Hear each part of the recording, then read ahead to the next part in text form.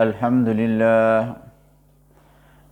لله نحمده ونستعينه ونستغفره ونؤمن به ونتوكل عليه ونعوذ بالله من شرور أنفسنا ومن سيئات أعمالنا من يهده الله فلا مضل له ومن يضلله فلا هادي له وأشهد أن لا إله إلا الله وحده لا شريك له وأشهد أن سيدنا وسندنا وشفيعنا وحبيبنا ونبينا محمدا عبده ورسوله صلى الله تعالى عليه وعلى آله وأصحابه وبارك وسلم تسليما كثيرا أما بعد فأعوذ بالله من الشيطان الرجيم بسم الله الرحمن الرحيم ليسوا سواء من أهل الكتاب أمة قائمة يتلون آيات الله آناء الليل وهم يسجدون ليسوا سواء من أهل الكتاب، یہ اہل کتاب سب برابر نہیں۔ امۃ قائمۃ یتلون آیات اللہ، ایک فرقہ ہے سیدھی راہ پر، یتلون آیات اللہ، وہ پڑھتے ہیں اللہ کی آیتیں، آناء اللیل، رات کے وقت، وہم یسجدون، اور وہ سجدے کرتے ہیں، یؤمنون باللہ والیوم الآخر، ایمان لاتے ہیں اللہ پر اور قیامت کے دن پر، ویأمرون بالمعروف، اور حکم کرتے ہیں اچھی بات کا، وینہون عن المنکر، اور روکتے ہیں منع کرتے ہیں برے کاموں سے، ویسارعون فی الخیرات، اور دوڑتے ہیں نیک کاموں میں، وأولئک من الصالحین، یہی لوگ اللہ کے نزدیک شائستہ لوگوں میں شمار کیے جائیں گے۔ وما یفعلوا من خیر، اور جو کچھ کریں گے وہ نیک کام، فلن یکفروہ، تو ہرگز اس کی ناقدری نہیں کی جائے گی، واللہ علیم بالمتقین، اور اللہ کو خوب خبر ہے پرہیزگاروں کی۔ ان الذین کفروا، بے شک وہ لوگ جنہوں نے کفر اپنا لیا ہے، لن تغنی عنہم اموالہم، ہرگز کام نہ آویں گے ان کے مال، ولا اولادہم، اور نہ ان کی اولاد، من اللہ شیئا، اللہ کے آگے کچھ بھی، واولئک اصحاب النار، اور یہی جہنم کے باسی ہیں، ہم فیہا خالدون، ہمیشہ اس میں رہیں گے۔ مثل ما ينفقون في هذه الحیات الدنیا، جو کچھ خرچ کرتے ہیں اس دنیا کی زندگی میں، اس کی مثال، کمثل ریح فیہا صر، جیسے ایک ہوا ہو کہ اس میں ہو پالا، اصابت حرث قوم، جا لگے کھیتی کو اس قوم کی، ظلموا انفسہم، کہ انہوں نے اپنے حق میں برا کیا تھا، فأہلکت، پھر اس کو تباہ کر دے، وما ظلمهم اللہ، اور اللہ نے ان پر ظلم نہیں کیا، ولکن کانوا انفسهم یظلمون، لیکن وہ اپنے اوپر ظلم کرتے تھے۔ یا ایہا الذین آمنوا، اے ایمان والے لوگو، لا تتخذوا بطانہ، نہ بناؤ بھیدی کسی کو، من دونکم، اپنوں کے سوا، لا یألونکم خبالا، وہ کمی نہیں کرتے تمہاری خرابی میں، ودوا ما عنتم، ان کی خوشی ہے تم جس قدر تکلیف میں رہو، قد بدت البغضاء من افواہہم، نکل پڑتی ہے دشمنی ان کی زبان سے، وما تخفی صدورہم اکبر، اور جو کچھ مخفی ہے ان کے دل میں وہ اس سے بھی زیادہ ہے، قد بینا لکم الآیات، تحقیق ہم نے بتا دیے تم کو، الآیات کھلی نشانیاں، علامات، قد بینا لکم الآیات تحقیق ہم نے بتا دیے تمہیں ان کے علامات، ان کنتم تعقلون اگر تم عقل رکھتے ہو تو یقیناً ان علامات سے ان کو دیکھ بھی لوگے، پہچان بھی لوگے۔ ہا انتم اولائی تحبونہم، ہاں سمجھو تم ایسے ہو، تحبونہم ان لوگوں سے محبت کا برتاؤ رکھتے ہو، ولا یحبونکم اور وہ تم سے اصلاً محبت نہیں رکھتے، وتؤمنون بالکتاب کلہ اور تم سب کتابوں کو مانتے ہو، وَإِذَا لَقُوكُمْ اور جب تم سے وہ ملتے ہیں، قَالُوا آمَنَّا تو کہتے ہیں ہم مسلمان ہیں، وَإِذَا خَلَوْا اور جب اکیلے ہوتے ہیں، عَضُّوا عَلَيْكُمُ الْأَنَامِلَ مِنَ الْغَيْظِ تو کاٹ کاٹ کر کھاتے ہیں تم پر انگلیاں غصے کے مارے، قُلْ مُوتُوا بِغَيْظِكُمْ آپ کہہ دیجئے مرو تم اپنے غصے میں، ان اللہ علیم بذات الصدور اللہ کو خوب معلوم ہے دلوں کی باتیں، ان تمسسکم حسنہ اگر تم کو ملے کچھ بلائی، تسؤہم تو بری لگتی ہے ان کو، وَإِن تُصِبْكُمْ اور اگر وَإِن تُصِبْكُمْ سیئہ اور اگر تم کو پہنچتی ہے کوئی برائی، یفرحوا بہا تو وہ خوش ہوتے ہیں اس سے، وَإِن تَصْبِرُوا وَتَتَّقُوا اور اگر تم صبر کرو گے اور بچتے رہو گے، لا يَضُرُّكُمْ كَيْدُهُمْ شَيْئًا تو تمہیں تکلیف نہیں دے سکیں گے، کیدہم ان کے فریب، شیئا کچھ بھی، ان اللہ بما یعملون محیط بے شک جو کچھ وہ کرتے ہیں سب کا احاطہ کیا ہوا ہے، بے شک اللہ تعالیٰ جو کچھ وہ کرتے ہیں احاطہ کیے ہوئے ہیں۔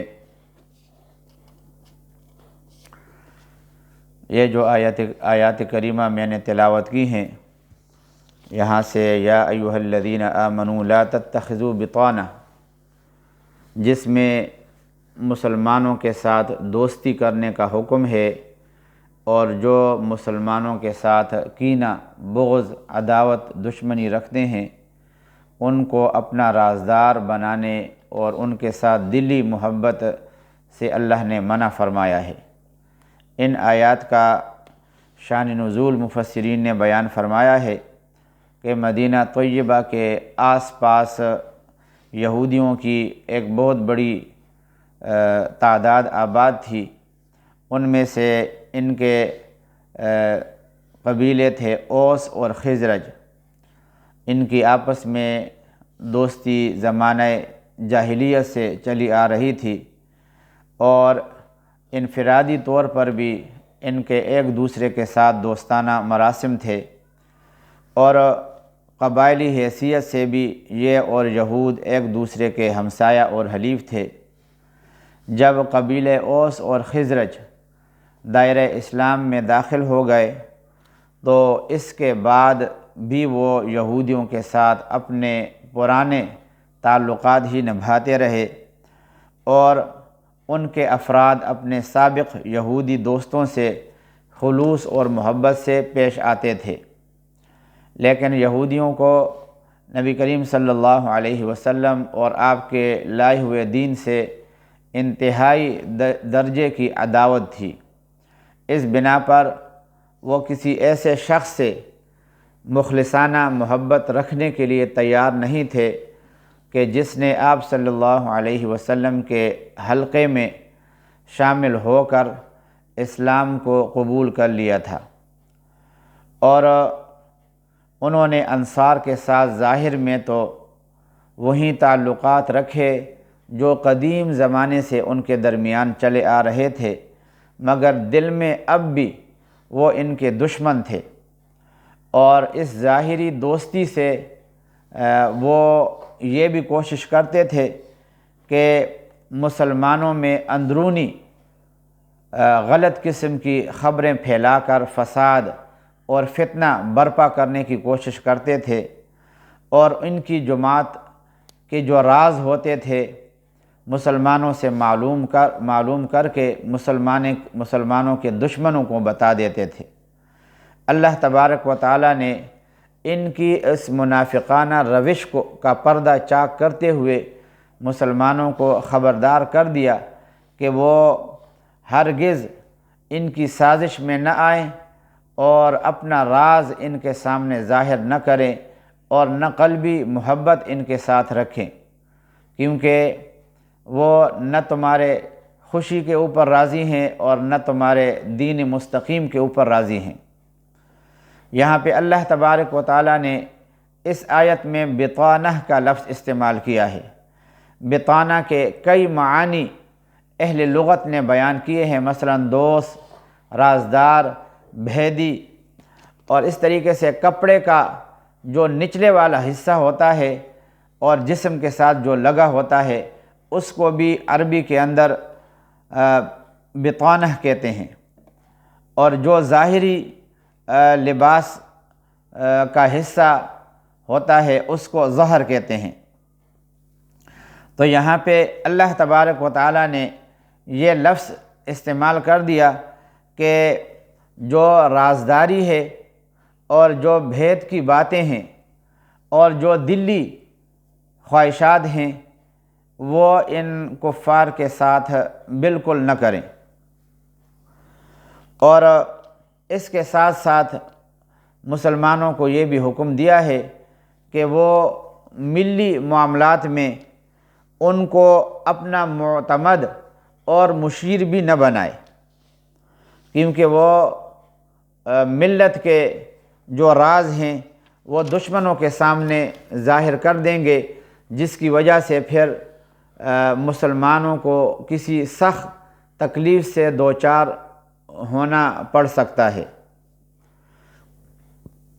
یہ تو قرآن کریم کی ہدایات ہیں۔ البتہ جو مملکت کے غیر مسلم باشندے ہیں یا مسلمانوں سے انہوں نے کوئی معاہدہ کر رکھا ہے، ان کے متعلق نبی کریم صلی اللہ علیہ وسلم کی واضح تعلیمات یہ ہیں کہ ان کی حفاظت وہ اسلامی قانون کا جز قرار دیا ہے۔ چنانچہ ایک حدیث کے اندر جبکہ ایسے غیر مسلم جو مسلمان ملک کے اندر رہ رہے ہوں ان کی حفاظت کے سلسلے میں آپ صلی اللہ علیہ وسلم نے ارشاد فرمایا کہ من آذى ذميا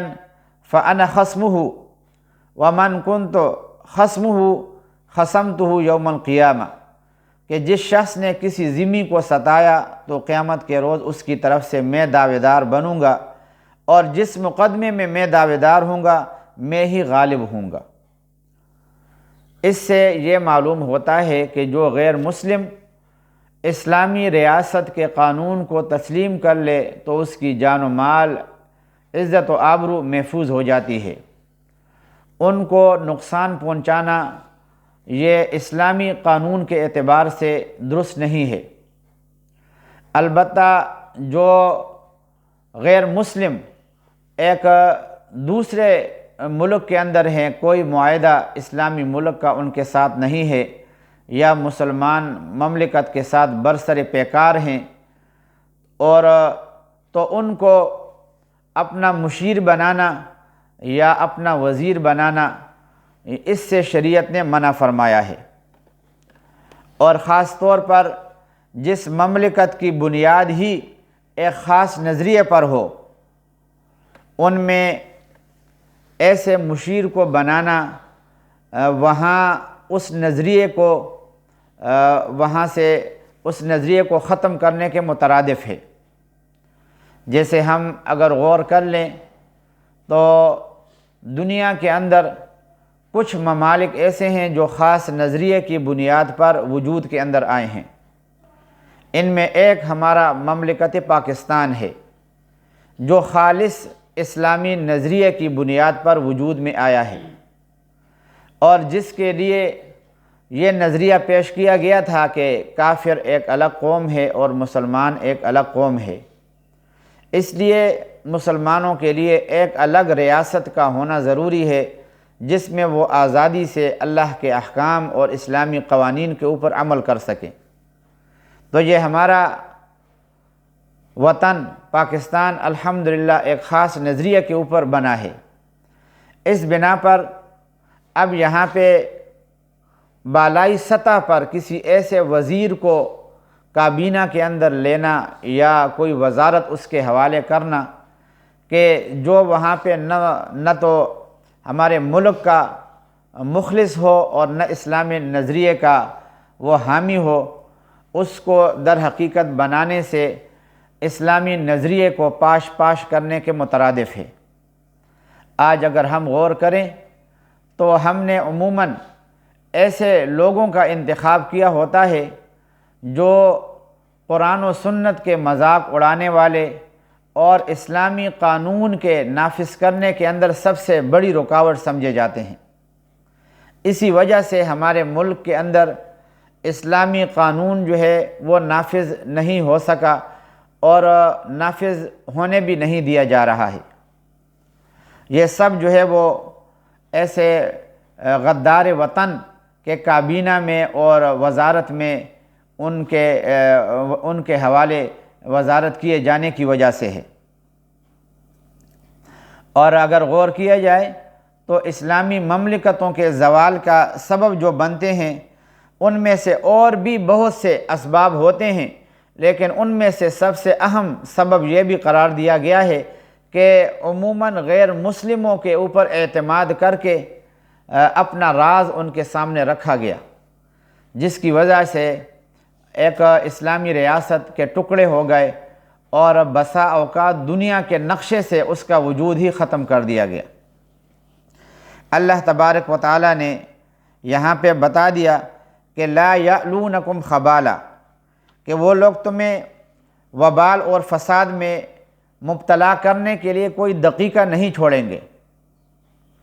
جیسے ہمارے ہاں جو ہے وہ ایک قادیانی وزیر خارجہ بنا تھا،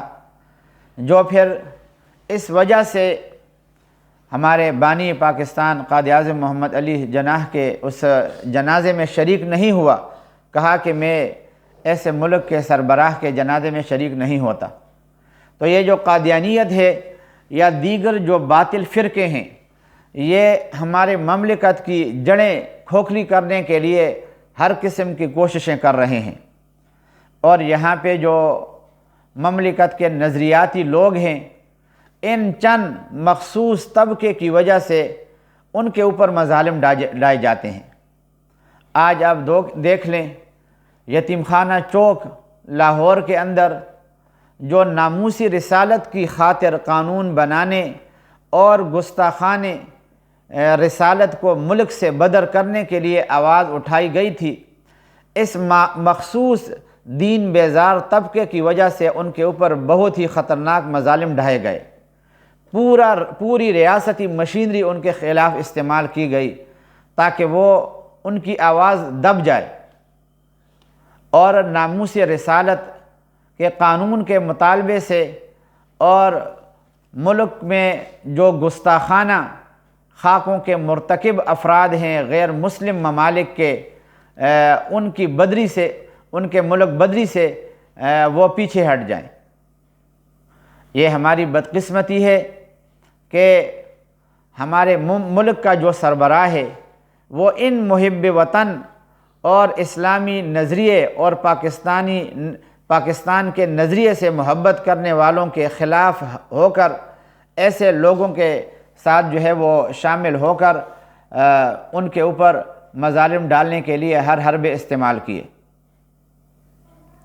لیکن الحمدللہ یہ بات بھی ذہن میں رکھنا چاہیے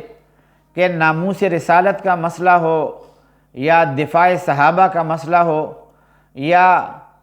اور کوئی اسلام کے خلاف سازش ہو،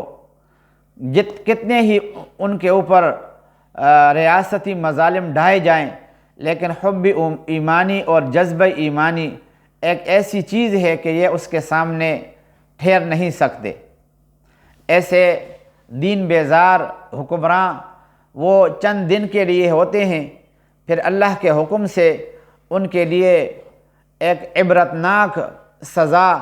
اور ایک نمونے والی سزا جو ہے وہ اللہ تبارک و تعالی سامنے لے آتے ہیں، اور وہ رکاوٹیں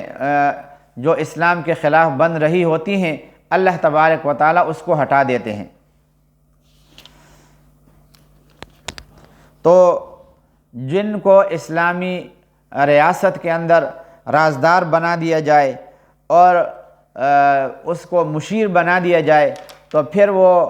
اسلام کے حق میں پالیسیاں بنانے کے بجائے غیر مسلموں کے مطابق پالیسیاں بنانے اور اس پر فخر کرنے کو اپنا وتیرہ سمجھتے ہیں۔ جیسے ہمارے ملک کے اندر بہت سے ایسے وزراء ہیں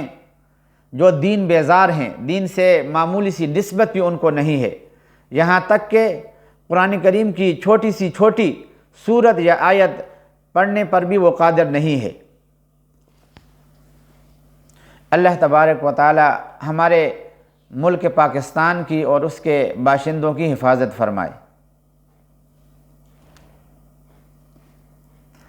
اللہ تبارک و تعالی نے آگے فرما دیا، ہا انتم ہؤلاء تحبونہم،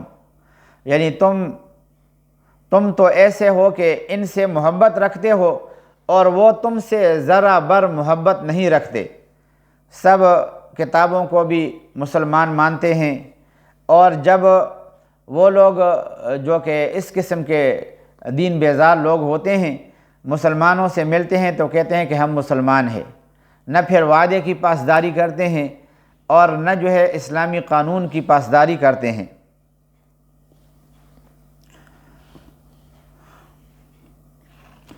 وَإِذْ غَدَوْتَ مِنْ أَهْلِكَ، اور جب صبح کو نکلا تو اپنے گھر سے، تُبَوِّئُ الْمُؤْمِنِينَ، اور بٹھلانے لگا مسلمانوں کو، مقاعد للقتال، لڑائی کے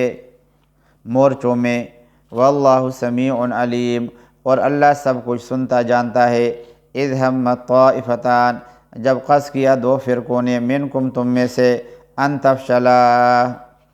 کہ بزدلی جو ہے وہ اختیار کریں، کہ ہمت ہار دیں، واللہ ولیہما، اور اللہ مددگار تھا ان کا، وعلی اللہ فلیتوکل المؤمنون، اور اللہ ہی پر چاہیے کہ بھروسہ کرے مسلمان۔ وَلَقَدْ نَصَرَكُمُ اللَّهُ بِبَدْرٍ، اور تمہاری مدد کر چکا ہے اللہ تعالیٰ بدر کی لڑائی میں، وَأَنْتُمْ أَذِلَّةٌ، اور تم کمزور تھے، فَاتَّقُوا اللَّهَ، سو ڈرتے رہو اللہ تعالیٰ سے، لَعَلَّكُمْ تَشْكُرُونَ، تاکہ تم احسان مانو، تاکہ تم شکر گزار ہو۔ یہ آیات جو ہے اس میں اللہ تعالیٰ نے غزوہ احد کا وہ منظر ذکر کیا ہے۔ اصل میں رمضان المبارک کا مہینہ تھا اور ہجری 2 چل رہی تھی۔ بدر کے مقام پر جو قریشی فوج تھے اور مسلمان فوج تھے ان کے درمیان لڑائی ہو گئی تھی، جس میں کفار کے 70 نامور قسم کے لوگ اور سردار مارے گئے، اور تقریباً اسی قدر جو ہے وہ گرفتار ہو گئے۔ تو ذلت آمیز شکست سے جو عذاب الہی کی صورت میں ان کے لیے مقرر تھی، تو اس ذلت آمیز شکست نے ان کے اندر مزید انتقام کا جذبہ بھڑکا دیا تھا۔ تو یہ جو ان میں قریشی تھے بعض جو مردار ہو گئے تھے جنگ کے اندر، ان کے رشتہ داروں کو غیرت دلائی اور یہ معاہدہ کیا کہ جب تک ہم مسلمانوں سے بدلہ نہیں لیں گے چین سے نہیں بیٹھیں گے، اور اہل مکہ سے اپیل کی کہ ان کا تجارتی قافلہ جو ملک شام سے لایا ہے وہ سب اسی سازش کے اندر اور مہم کے اندر خرچ کیا جائے، اور مقصد یہ تھا کہ ہم نبی کریم صلی اللہ علیہ وسلم اور ان کے ساتھیوں سے اپنے مقتولین کا بدلہ اور انتقام لے سکیں۔ یہ بات سب کفار نے منظور کر لی، اور سارے وہاں پہ جتنے بھی قبائل تھے، افراد تھے، سب جو ہے وہ مسلمانوں کے خلاف جمع ہو گئے۔ تو ہجری 3 میں قریش نے بہت سے دوسرے قبائل کے ساتھ مل کر مدینہ طیبہ پر چڑھائی کرنے کی غرض سے اپنے مقام سے کوچ کیا، یہاں تک کہ عورتیں بھی ان کے ساتھ آئیں اور وہ بھی اپنے مردوں کو غیرتیں دلا رہی تھیں کہ دوبارہ وہ پسپائی اختیار نہ کریں۔ جس وقت یہ 3000 کا لشکر اسلحہ وغیرہ سے پورا آراستہ ہو کر مدینہ طیبہ سے 3-4 میل مسافت جبل احد کے قریب خیمہ زن ہوا، تو نبی کریم صلی اللہ علیہ وسلم نے مسلمانوں کو جمع کر کے ان سے مشورہ کیا۔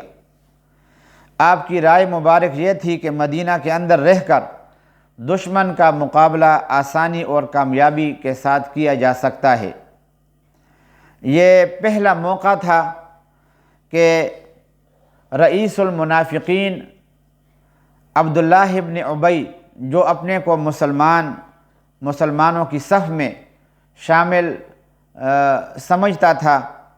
اس سے بھی رائے لی گئی۔ جیسے دیگر مسلمانوں سے اللہ کے نبی رائے لے رہے تھے، تو اس منافق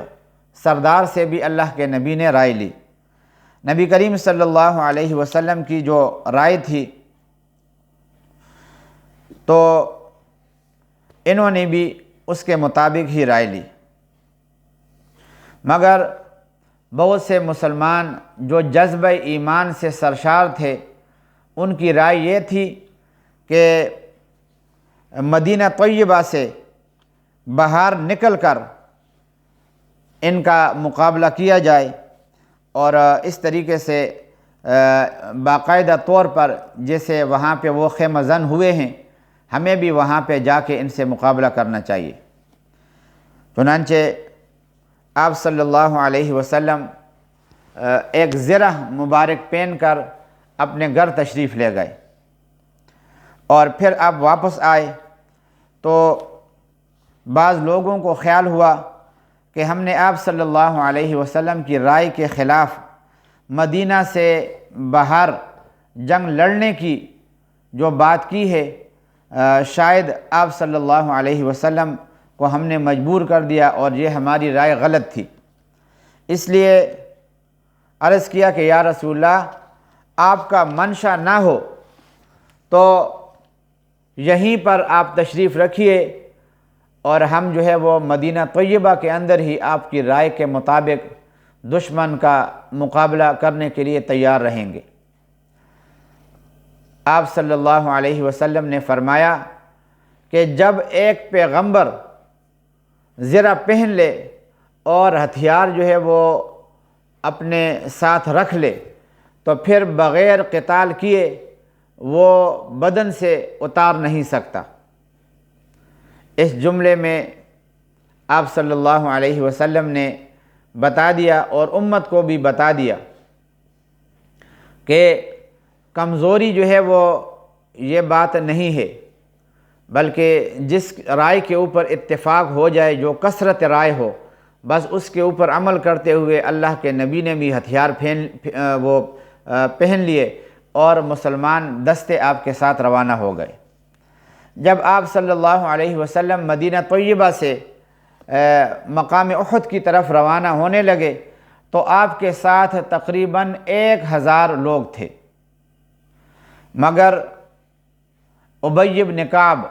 عبداللہ ابن ابی جو رئیس المنافقین تھا، اس کے 300 آدمی تھے۔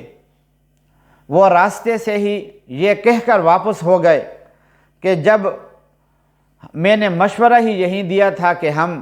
مدینہ طیبہ میں رہتے ہوئے مقابلہ کریں گے اور ہماری رائے کے اوپر عمل نہیں ہوا، تو اس لیے ہمیں لڑنے کی کوئی ضرورت نہیں ہے،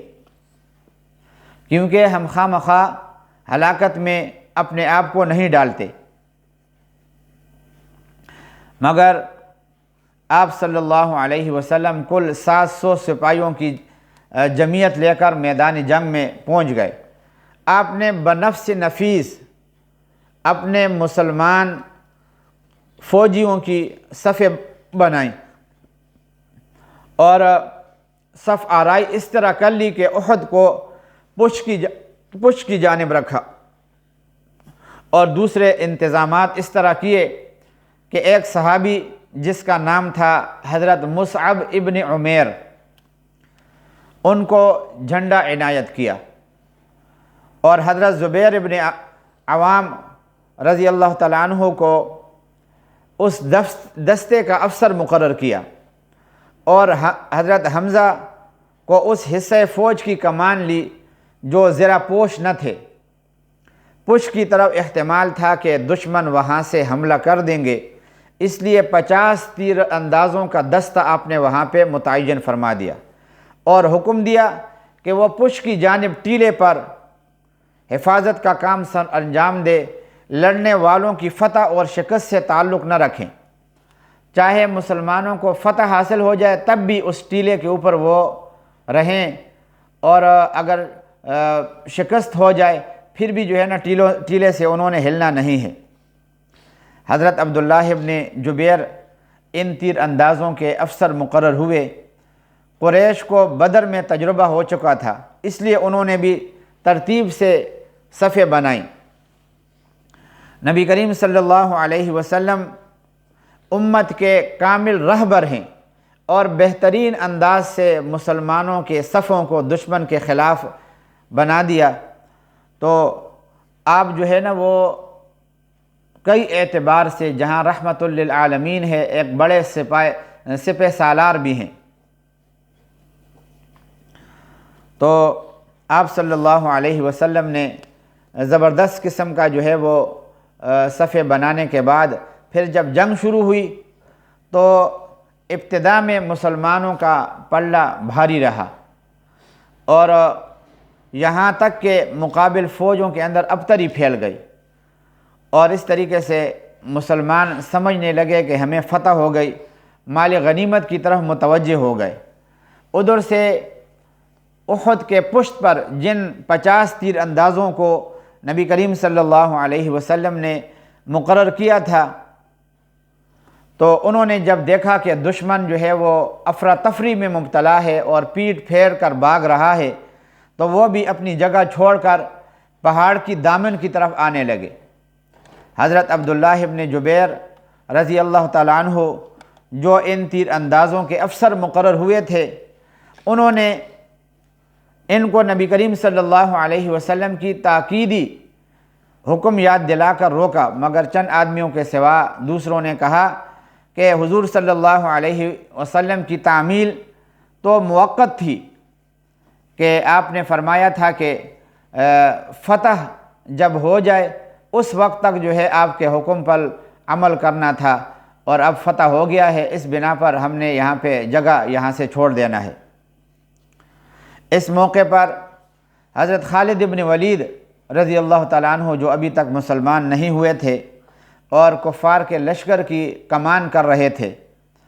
انہوں نے جب دیکھ لیا کہ تیر اندازوں کا دستہ پہاڑ کے پچھ سے ہٹ گیا ہے، تو پہاڑی کا چکر کاٹ کر عقب کے درے سے حملہ کر دیا۔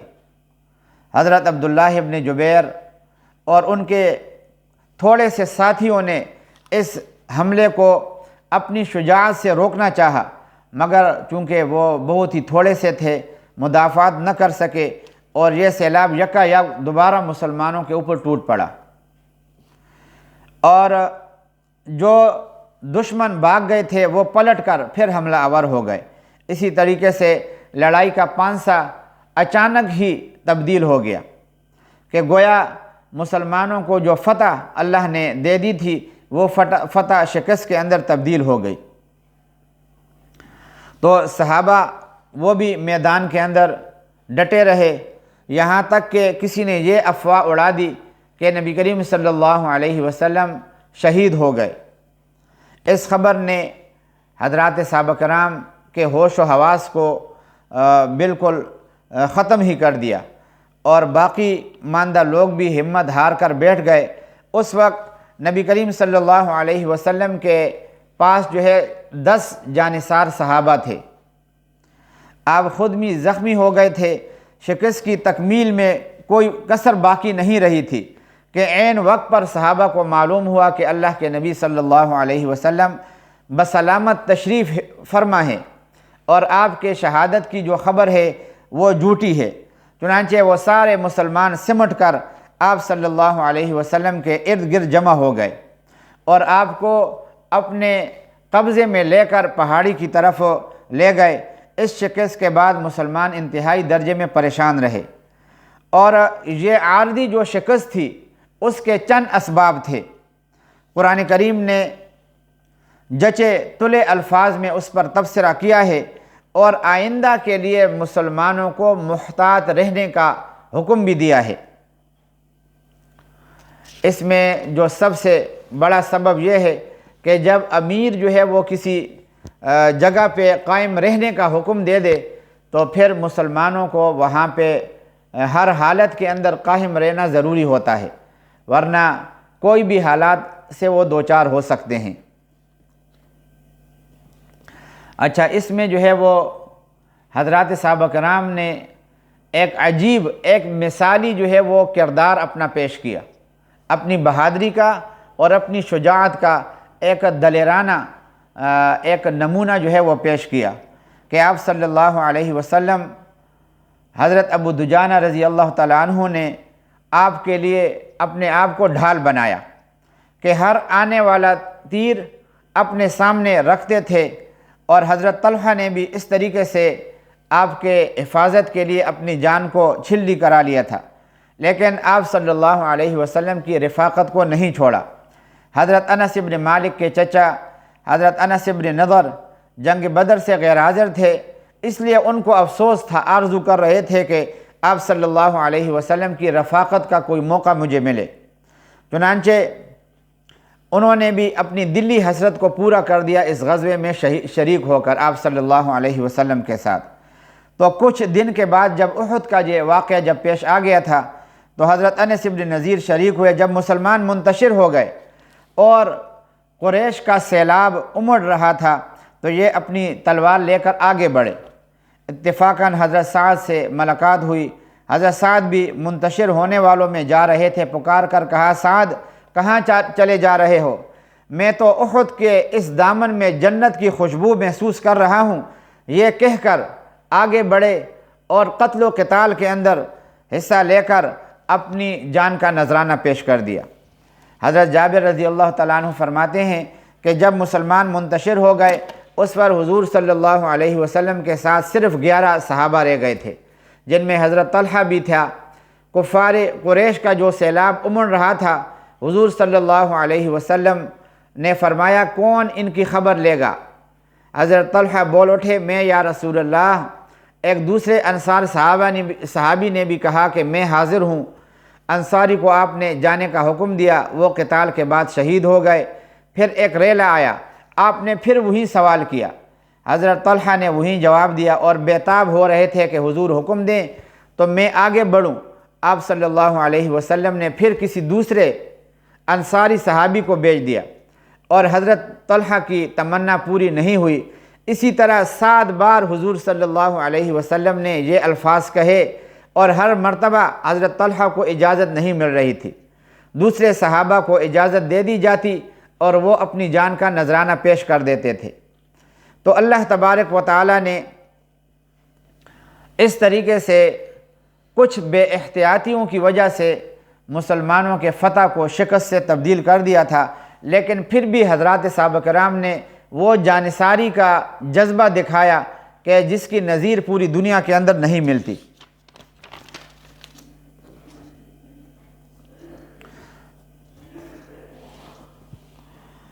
اور اس میں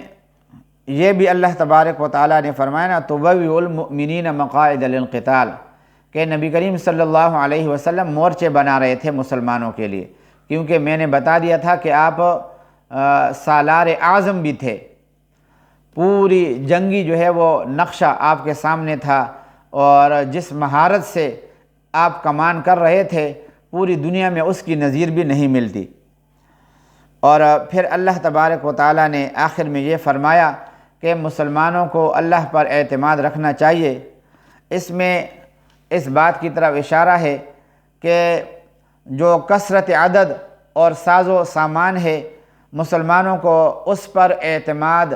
نہیں رکھنا چاہیے، بلکہ بقدر استطاعت مادی اسباب کو جمع کرتے ہوئے بھروسہ اللہ تبارک و تعالیٰ کی ذات پر ہونا چاہیے، اور اللہ تبارک و تعالیٰ ہی پھر وہ سب کچھ کرنے والے ہوتے ہیں۔ یہاں پہ جو توکل ہے نا، توکل وہ انسان کی اعلیٰ صفات میں سے شمار کیا گیا ہے، اور یہ جو صوفیاء ہیں انہوں نے اس پر بحث بھی فرمائی ہے کہ توکل کا یہ معنی نہیں ہے کہ تمام اسباب کو بالکل ہی ختم کر کے اللہ پر اعتماد کیا جائے، بلکہ توکل یہ ہے کہ تمام ظاہری اسباب کو اختیار کرتے ہوئے اور پھر اس کے نتائج اللہ کے سپرد کر دیے جائیں، اور جو ظاہری اسباب ہیں ان پر فخر بھی نہ کیا جائے، نہ اس پر ناز کیا جائے، بلکہ اللہ کی ذات پر بھروسہ رکھا جائے۔ اذ تقول للمؤمنین، جب تو کہنے لگا مسلمانوں کو، الن یکفیکم، کیا تم کو کافی نہیں، ان یمدکم ربکم، کہ تمہاری مدد کو بھیجے تمہارے پروردگار نے، بثلاثۃ آلاف من الملائکہ، 3000 فرشتے آسمان سے، من الملائکہ 3000 فرشتے، منزلین، آسمان سے اترنے والے، بلا، البتہ، ان تصبروا، اگر تم صبر کرو، وتتقوا، اور بچتے رہو، ویأتوکم من فورہم، وہ آئیں تم پر اسی دم، ھذا یمددکم ربکم، یہ مدد بھیجے تمہارے پروردگار نے، بخمسۃ آلاف من الملائکہ، 5000 فرشتے، مسومین، نشاندار گھوڑوں پر، وما جعلہ اللہ، اور یہ تو اللہ نے تمہارے دل کی خوشخبری کی، وما جعلہ اللہ، اور نہیں کیا اس کو اللہ تعالیٰ نے، الا بشریٰ لکم، مگر تمہارے دل کی خوشی، ولتطمئن قلوبکم بھی، اور تاکہ تسکین ہو تمہارے دلوں کو اس سے، ومن نصر، اور نہیں ہے مدد، الا من عند اللہ العزیز الحکیم،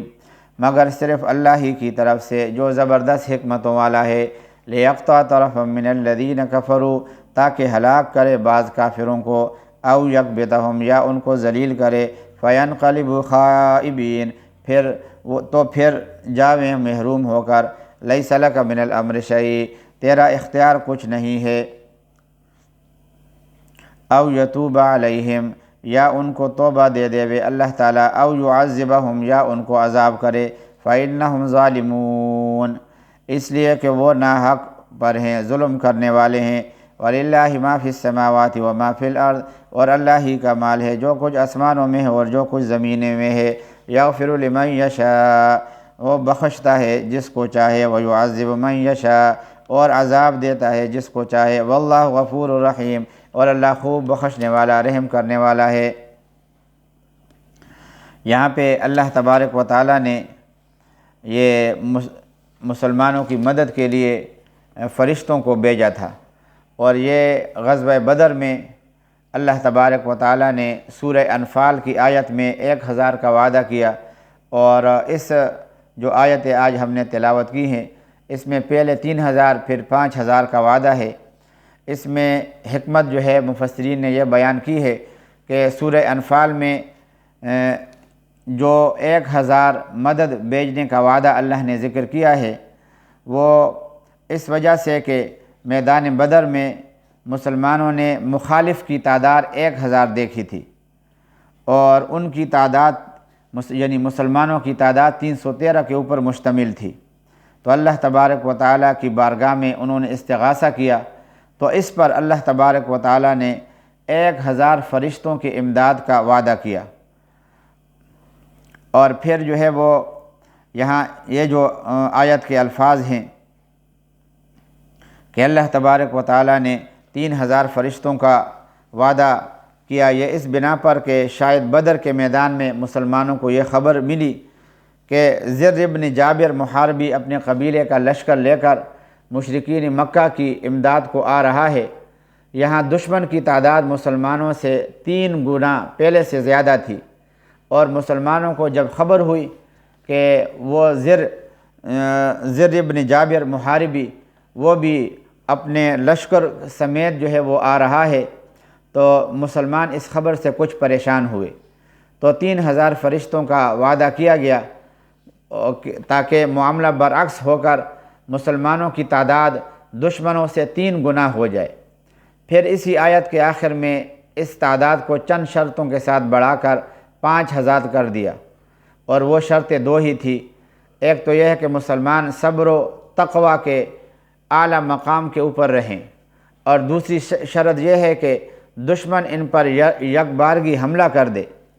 مگر ان 2 شرطوں میں سے دوسری شرط جو کہ یکبارگی حملہ کی صورت میں تھا